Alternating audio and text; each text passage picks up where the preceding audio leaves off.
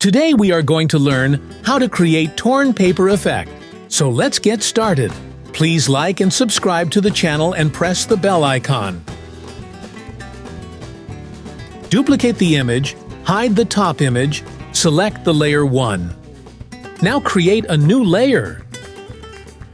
Go to Brush and choose Torn Brush, this brush. Preset link is in the description. Click one time with this brush like this.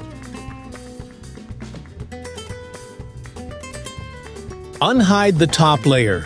Right-click and create clipping mask. Now create hue and saturation layer on the top. Drag saturation all the way to -100. Select the hue and saturation layer and right-click, create clipping mask. Now select the layer 2. Go to FX and drop shadow and follow the settings.